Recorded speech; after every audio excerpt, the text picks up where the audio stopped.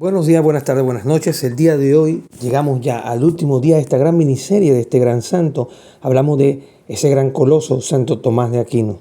Un santo que en estos 4 días hemos hecho un recorrido pasando más bien por la parte de la espiritualidad del santo, no tanto a la parte intelectual. Pero claro, no podemos dejar de hablar de este santo sin tocar la parte intelectual. O sea, no podemos evitarlo. Va a ser así. Y en este día número 4 vamos entonces a continuar a tratar este tema. El silencio del misterio y la gloria de los altares. Entonces ya esto nos va a introducir en el tema que vamos a tratar el día de hoy, en este día número 4. Que ya hablaremos entonces ya del fin de la vida de este gran santo. Dice así: el viaje a la eternidad y el legado del doctor angélico. Así se le conocía a este gran santo. Año 1273 al presente. El gran silencio. Lo que les voy a comentar ahora es una de las frases más impactantes que yo me encontré y que he escuchado. Bueno, he escuchado varias, pero esta es una de las también que me impacta mucho, de un santo con tanto conocimiento, que expresa la siguiente frase: todo es paja.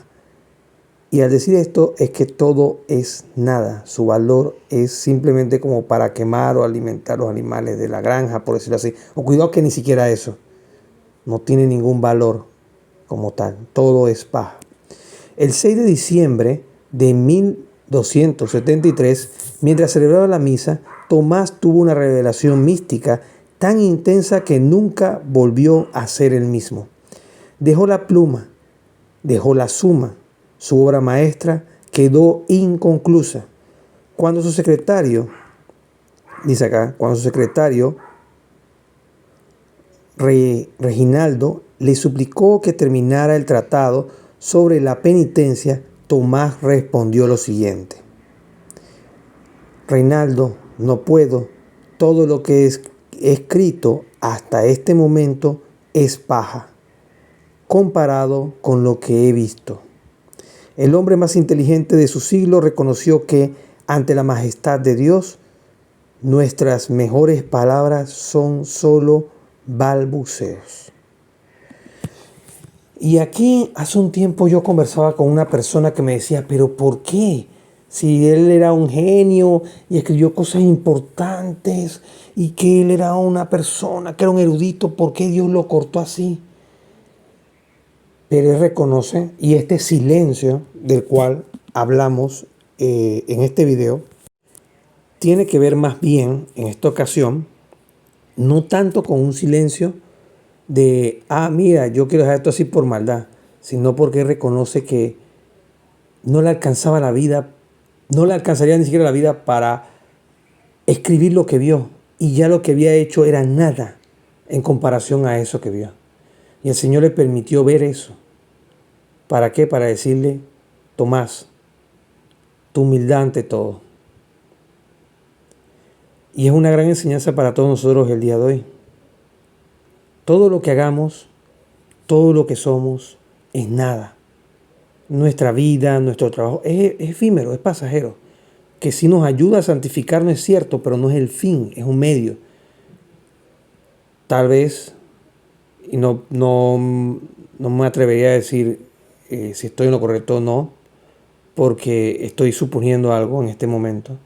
Pero tal vez en su interior Santo Tomás dijo: sabes, lo que yo he visto trasciende más allá de que mi obra.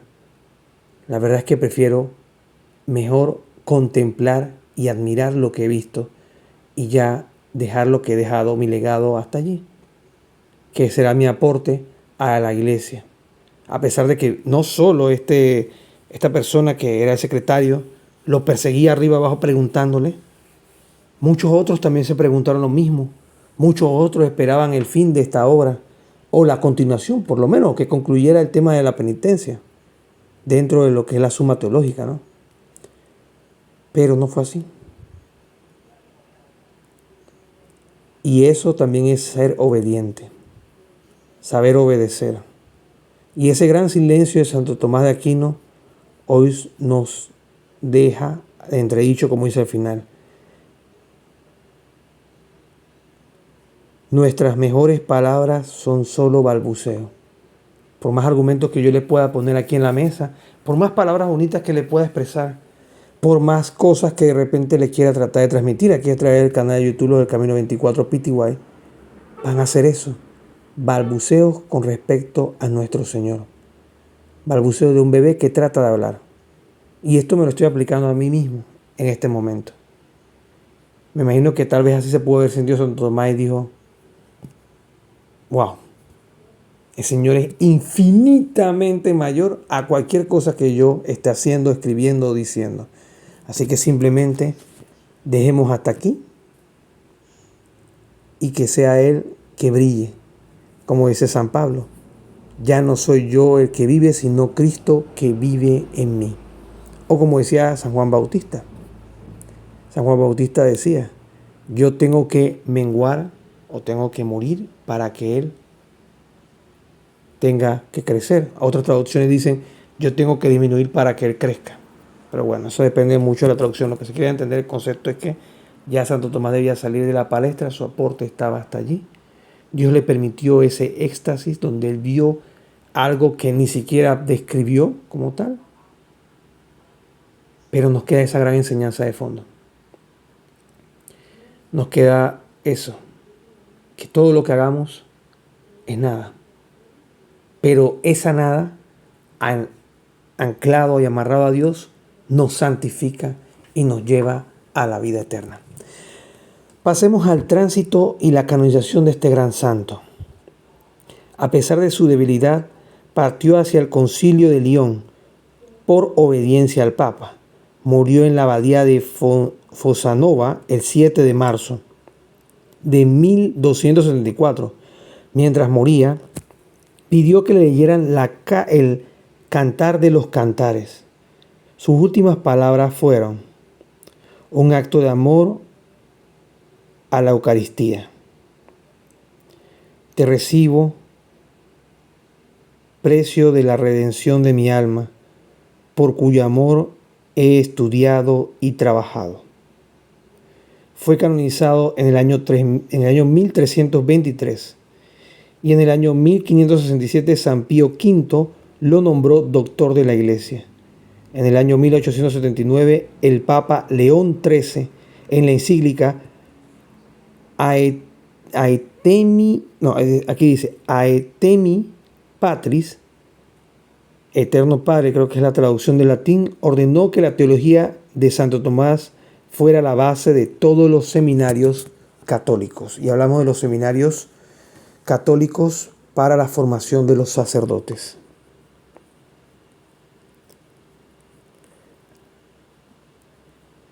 Y aquí es algo interesante. Esta frase de ahorita que la leí tan despacio porque me pareció fascinante. En el último momento de su vida, pidió que le leyeran el libro de Cantar de los Cantares. Y sus últimas palabras fueron un acto de amor a la Eucaristía, diciendo: te recibo, precio de la redención de mi alma, por cuyo amor he estudiado y trabajado. Y esto haciendo ese énfasis a la Eucaristía. Santo Tomás de Aquino, más allá de su intelecto y su capacidad de poder deslumbrar con su habilidad de la palabra en momentos específicos dentro del marco de la humildad, sin buscar pelea ni violencia, ningún tipo de encuentro no mal buscado, ni propiciar discusiones innecesarias.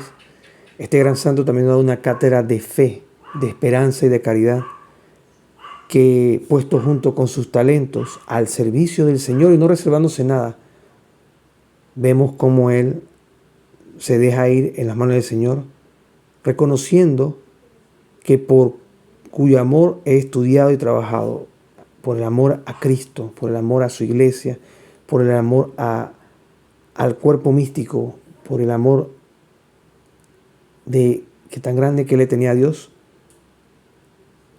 él recibe ese precio de la redención de su alma, que era el tránsito de esta vida a la vida eterna. Presencia definitiva en el catecismo. El catecismo de la Iglesia Católica es, en esencia, tomista en su estructura y rigor. Esto es importante, es un datazo de vital importancia, Como dice acá un youtuber famoso, no es católico, pero, bueno, no sé si es católico, pero no se dedica a la evangelización en línea ni nada por el estilo, porque siempre dice esta frase. Este es un datazo de vital importancia para el desarrollo de nuestra trama. En este caso, sí es importante para el desarrollo de nuestra trama. ¿Por qué? Porque dice el Catecismo de la Iglesia Católica es en esencia tomista, en su estructura y rigor. Cómo está armado, cómo está estipulado, escrito y lo que busca, ¿no? Más que nada que entendamos lo que dice, enseña y administra la Iglesia Católica por medio de la interpretación del magisterio de lo que viene en el depósito de la fe, tanto por la tradición como por la Sagrada Escritura. Hablamos, en ejemplo, de la ley natural, numeral del Catecismo de la Iglesia Católica entre 1954 y 1960.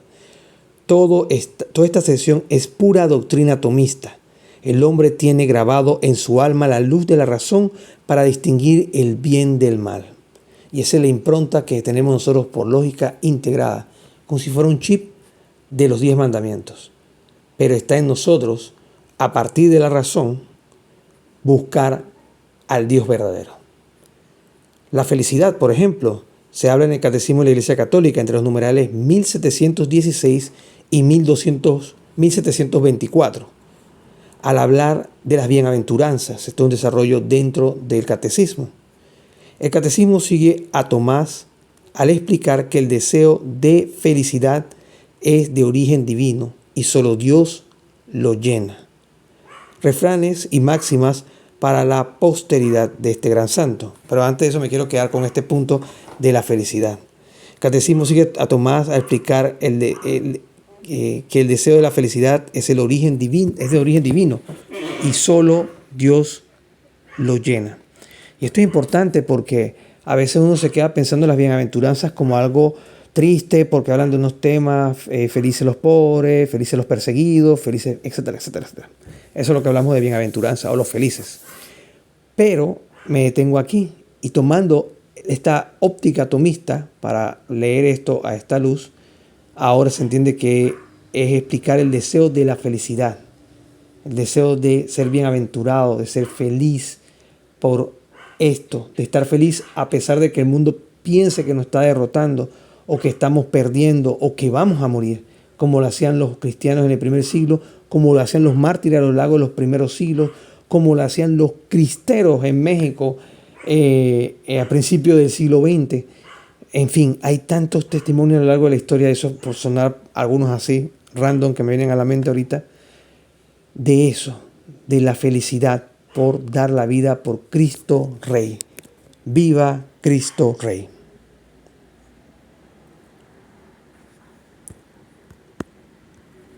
Continuamos acá, dice acá mis apuntes. Pasemos a la parte de los refranes y máximas de Santo Tomás de Aquino, que quedaron para la posteridad, se los comparto. Uno es: la justicia sin misericordia es crueldad. La misericordia sin justicia es la madre de la disolución. Eso es muy cierto. Y volvemos al punto, la fe y la razón. Una está supeditada a la otra, o sea, está gobernada, pero las dos van en conjunto. ¿Se entiende? Las dos van unidas. No puede decir que, bueno, esta es más que esta, entonces esta no importa. Esta es como un borrador. Por ejemplo, la razón es un borrador, pero lo que manda es la fe. La fe gobierna la razón, pero las dos tienen que estar presentes. Y aquí un vivo ejemplo de eso. La justicia sin misericordia es crueldad. Porque si no hay misericordia con la justicia, se vuelven actos crueles. Y la misericordia sin justicia es la madre de la disolución. En pocas palabras, no sé si en otros países se usa esta frase, pero en Panamá se usa, sería un apadrinamiento. Mucha misericordia sin justicia haría que mucha gente estuviera libre en la calle. Ah, bueno, no lo va a hacer más, está bien, pues pórtate bien, mijito, no lo va a hacer más. Y vaya, y ahí va, y ahí va, y ahí va, y la cuerda sigue estirando. Entonces, por eso la importancia de esta frase. Otra frase. El estudioso es aquel que lleva a los demás a lo que él mismo ha comprendido tras haberlo vivido. El estudioso es aquel que lleva a los demás a lo que él mismo ha comprendido tras haberlo vivido. Nadie da lo que no tiene. Nadie puede hablar de lo que no conoce. Y en la fe pasa exactamente lo mismo. El cristiano que tiene una experiencia de haber vivido algo puede hablar de esa experiencia y es considerado que domina este campo. Entonces, hoy, en este día, el último día de la miniserie, de esta mini biografía a este gran santo, tengamos en cuenta eso. Y a veces hablemos también, más bien de nuestra propia experiencia, porque esta propia experiencia es la que nos hace ser a veces luz y sal en la tierra para otras personas. Y a veces Dios busca que demos nuestro testimonio para que esa persona dé ese paso de fe, ese paso de conversión. Otro refrán: para aquel que tiene fe, ninguna explicación es necesaria. Para aquel sin fe, ninguna explicación es posible. Voy a leerlo de nuevo. Para aquel que tiene fe, ninguna explicación es necesaria. Para aquel sin fe, ninguna explicación es posible. Suena complejo. Vamos a desglosarlo en estas dos partes. Para aquel sin fe, ninguna explicación es necesaria. El que tiene fe en su corazón, acompañada de la razón, básicamente la fe ilumina la razón para poder darle paso al entendimiento. Lo que hemos hablado en días anteriores en esta miniserie de Santo Tomás de Aquino. Pero para aquel sin fe, ninguna explicación es posible. El que no tiene fe puede tener todas las razones, pero todas las explicaciones que tú le das simplemente no le funcionan. No son compatibles con lo que él está pensando, no son compatibles con su forma de vida, no son compatibles con nada. ¿Cuántos de nosotros podremos llegar a conocer a alguien así, no? Nosotros asistimos a la iglesia, compartimos con las personas y demás. Nos dedicamos a otro tiempo de oración y todo esto, pero las personas de nuestro alrededor nos pueden estar viendo de esa forma. Como no tienen una fe, pero en germen, digámoslo así, pequeñita, por más que le hablemos, ninguna explicación le es posible. O sea, ninguna explicación los complace o los llena, porque le falta el componente de la luz de la fe. Ahí es donde volvemos a la parte del refrán anterior. El estudioso es aquel que lleva a los demás a lo que él mismo ha comprendido y a través de haberlo vivido. Es esa forma de predicación por medio del ejemplo. Esto no quiere decir que ahora vamos a dejar de orar y demás. Mantengámonos firmes en la fe y principalmente pidamos por la conversión de nuestros seres queridos, de nuestros familiares, de todos los que nos rodean, para que se encuentren con la verdadera iglesia que fundó nuestro Señor Jesucristo. A veces no está en nosotros convertir a nadie, pero nuestras oraciones ayudan y contribuyen a que Dios alcance de alguna forma a esa persona que necesita ser, yo voy a usar el término, tocada por Dios. Pasemos a la pregunta de reflexión de este día. Esta pregunta de reflexión, una vez más, estará dividida en 3 apartados, que espero que cada uno de ellos nos permita reflexionar en este último día de la novena a este gran santo. Novena. Que estoy acostumbrado, perdónenme, saben que también aquí en mi canal todos son bienvenidos, los que son nuevos, al canal de YouTube de Camino 24 PTY. Pero quiero serlo honesto, he grabado muchas novenas durante mucho tiempo y entrar en este ciclo de una miniserie, esta es la primera que hago, hablando de la vida de un santo, me trae mucho al tema de las novenas, ¿ok? Entonces, sepan disculparme, pero ya, ahora sí regresamos a las preguntas. Preguntas de reflexión para imitar a este gran santo, son las 3 últimas que nos quedan en esta miniserie. Que espero que no sea la última tampoco, ¿no? Por ahí vendrán otros santos importantes. Pasemos a las preguntas. Está dividido en 3 bloques. Humildad final, obediencia y meta de vida. Humildad final, obediencia y meta de vida. Empezamos con la primera, humildad final. Y la pregunta es la siguiente. ¿Soy capaz de reconocer que mis logros no son nada frente a la grandeza de Dios? Hagamos composición del lugar con lo que ocurrió en Santo Tomás de Aquino, pero no solo como observadores, sino en la posición de Santo Tomás de Aquino.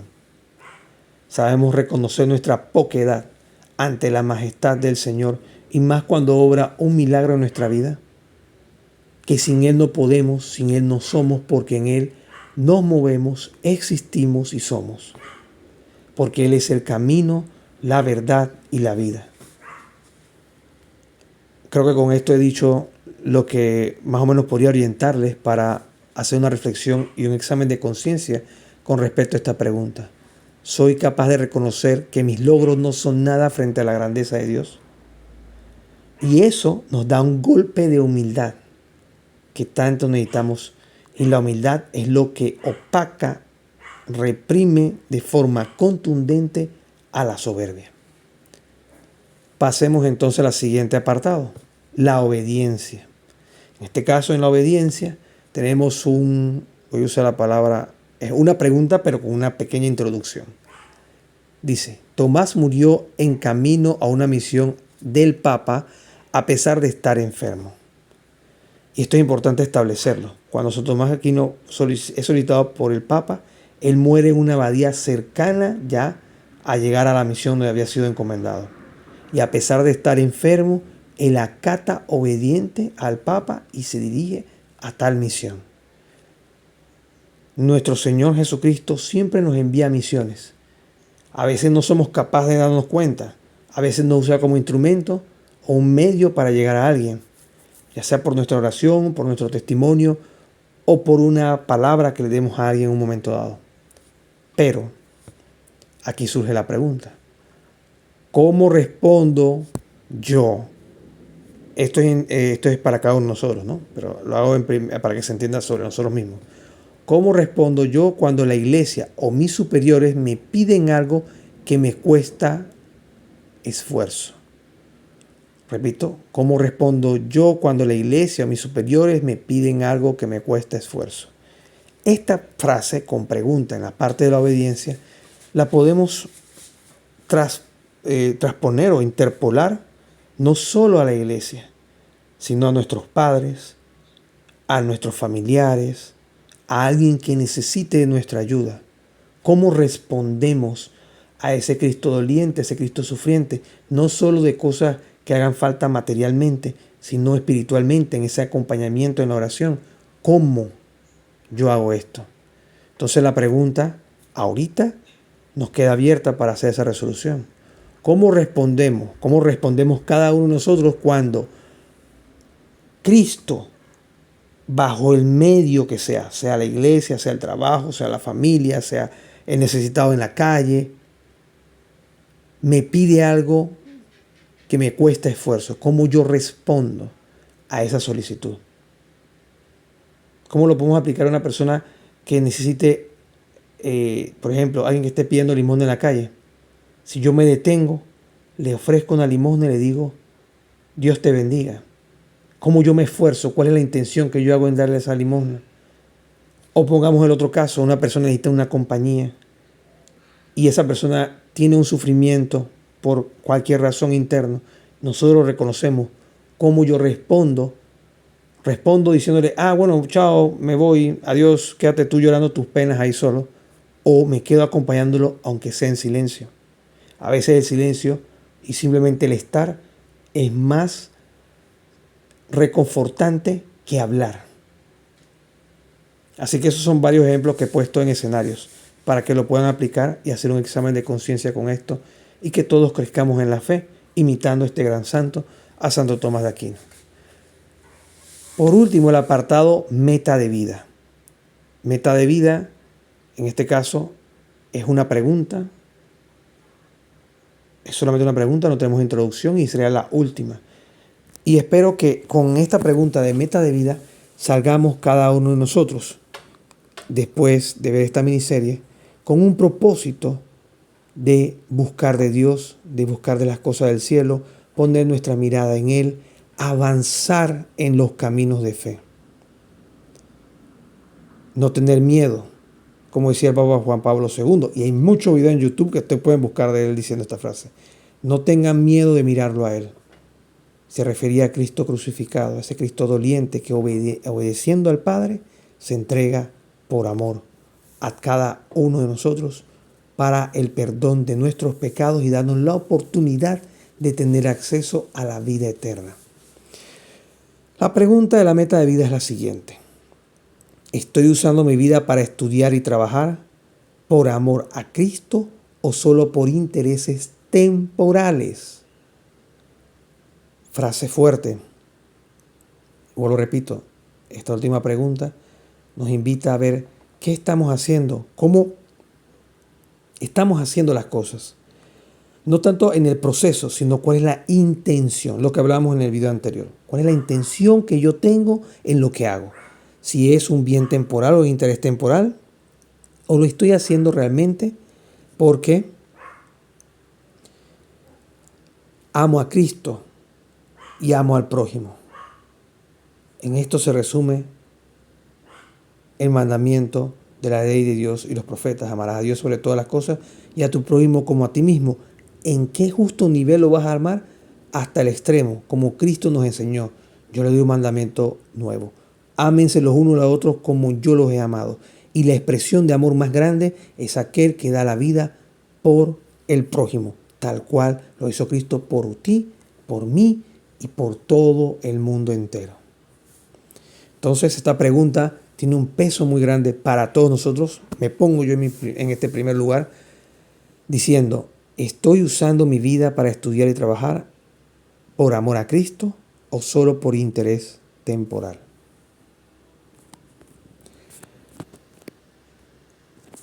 Finalicemos esta mini biografía en esquema de miniserie de Santo Tomás de Aquino con las dos oraciones que hemos venido haciendo de ayer para hoy. Una ya la habíamos empezado los 2 primeros días y esta la complementamos estos 2 últimos días junto con la oración final para todos los días. Y hablamos de la oración colecta y la oración de Santo Tomás de Aquino a nuestro Señor Jesucristo. Y para cerrar este último día con estas oraciones nos pondremos en la presencia de la Santísima Trinidad. En nombre del Padre, del Hijo, del Espíritu Santo. Amén. Oración colecta.